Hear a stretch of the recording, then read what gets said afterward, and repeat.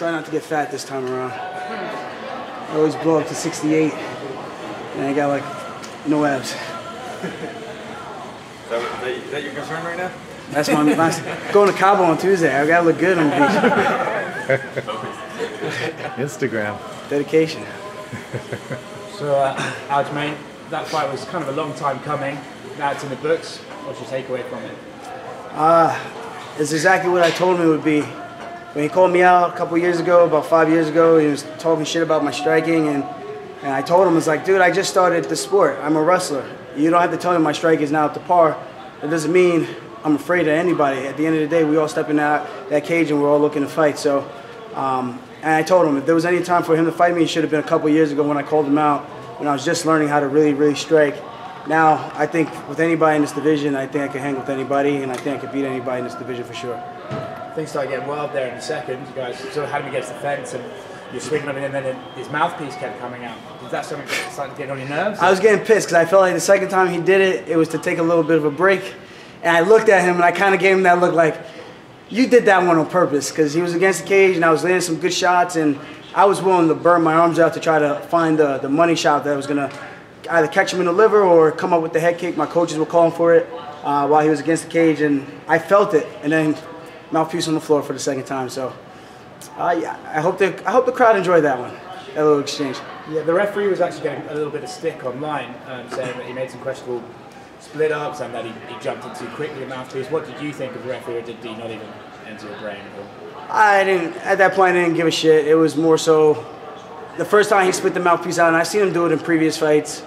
And the second time, it's like, dude, keep your fucking mouthpiece in your mouth, please, so we can do what we're here to do. I don't know, whatever. The ref decided to stop the action. That's the thing. The refs could do whatever the hell they want. If they want to wave the fight off, they could wave the fight off, and they're honestly the ones with almost all the power in there.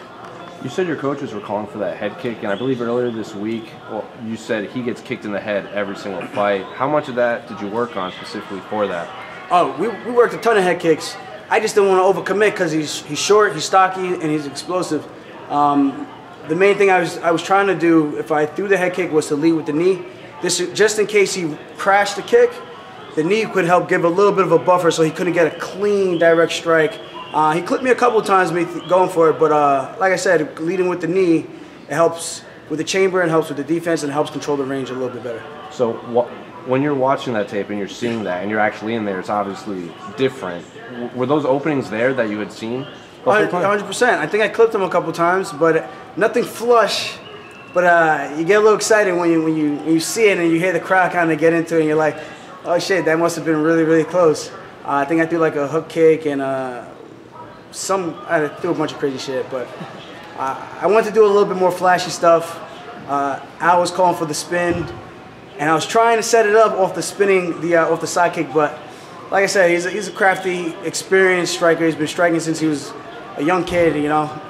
The last thing I want to do is get overconfident again and start feeling myself, and then next thing you know, the fans are going to just be like, oh, well, he should have just stuck to what he's good at, just the wrestling.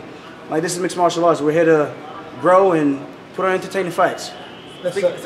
Sorry, speaking of fans. Woo! All right.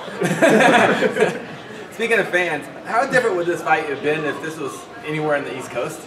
Ah, man, it might have been New Jersey versus New York in the stands again. That would have been a wild one, but it's cool. We brought the East Coast battle to the West Coast, and like I said, man, just hope it was a great performance. I know the first round started a little slow, but I had to do what I had to do to get the guys, take away his explosiveness, and the only way I could do that was take it away with some grappling love, and you know, gave him a little bit of affection, hugged him, squeezed him a little bit, caressed him, and then, you know, went to work on the feet. You were champion of Cage Fury, and then I believe he was right after you, correct? And that was like 5 years ago. I'm sure you've been thinking about each other for 5 years. Is it, I don't want to say weird, but now you don't have to think about him anymore? For sure. I do think we're going to end up fighting again in the future, for sure. It's just a grudge match. We're both young. I think both of us are 29. And the whole beef between us started with like Cage Fury. You know, I was a ring combat champion. He was a ring combat champion. I was a Cage Fury champion. He was a Cage Fury champion. We were both ranked 1 and 2 as prospects before we both got signed. And you just kind of had that rivalry where we just knew eventually one day our paths would cross, and today just happened to be that day. And you said afterwards it's time for people to start putting a bit of respect on your name.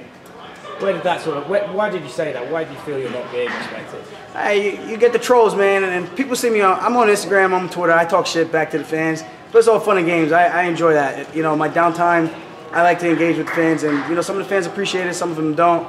I don't really get upset about it, but you get the ones that, you know, they talk shit, and they, especially leading up to this fight, oh, these are the 2 victims that Marlon murdered, they're surprised we're both still alive, shit like that. But it's, you know, people are going to say what they want to say, and I hope those guys are starting to realize, like, yeah, that was as fluky as it gets, and I would love to run that one back.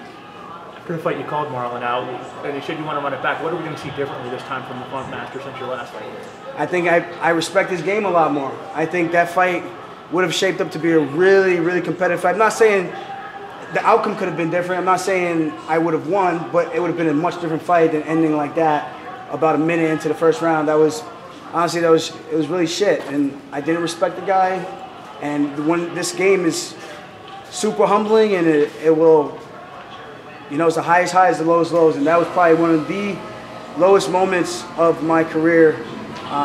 But I kept it in perspective. It was my mistake. It wasn't really what he did. It was what I did. And like I said, I just know that fight would have been a much better fight for the fans, and that's all I want. I just want an opportunity to actually put on a show for the fans. If TJ fights Henry, if Henry comes up, like there's talk, and Marlon's now on the sideline, doesn't want to fight you again because he already stopped you once. Yeah. What are you gonna do? Like take another fight, sit out? Well, you got Cody Garbrandt. He's fighting Pedro Munoz. That's another motherfucker who's been talking a hell of a lot of shit. I lost to Caraway, and it's nothing worse than a man who's riding high on his horse and kicking a man when he's down. That was the first loss of my career, and he made sure to stick the stake in my heart and kept kicking that shit in. So I'm glad Karma came back and humbled him twice over. So, you know, if he comes out with the win, it'd be nice to do it for a 3rd time. With the division being wide open, how much do you think this win puts you into that top 5 and maybe possibly yourself getting in there with TJ? With another win? Yeah. I think I gotta be next. You know, if I win another one, I think I'm knocking on the door and kicking that shit over and then some, burn the fucking house down. Fuck. What the hell else do I have to do to get a goddamn title shot, you know? I put the work in, man. I'm working with I believe, the best team in this entire game.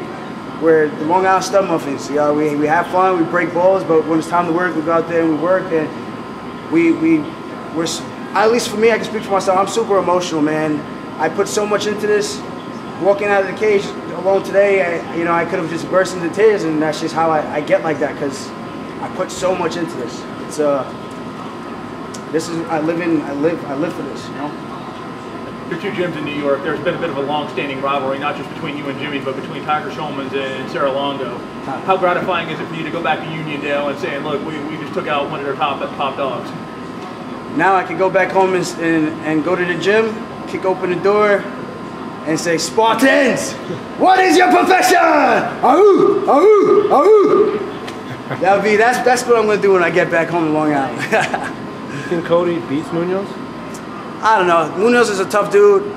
He's got those calf kicks. He's willing to cover up and crush those legs until you're crippled, and throw those front kicks to the solar plex.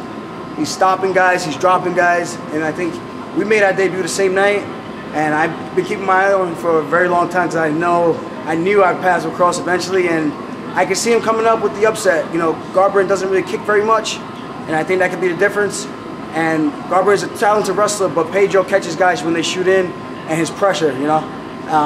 It's a very interesting matchup. Cody's thinking to take the fight where he could piece somebody up, and I think he was looking for the easiest matchup that he thought would be the easiest, but I hope he makes sure he's done his homework, because Pedro Munoz is a tough out. All right. Thank you, guys. Thank you. Monaco. Yeah. Fucking margarita.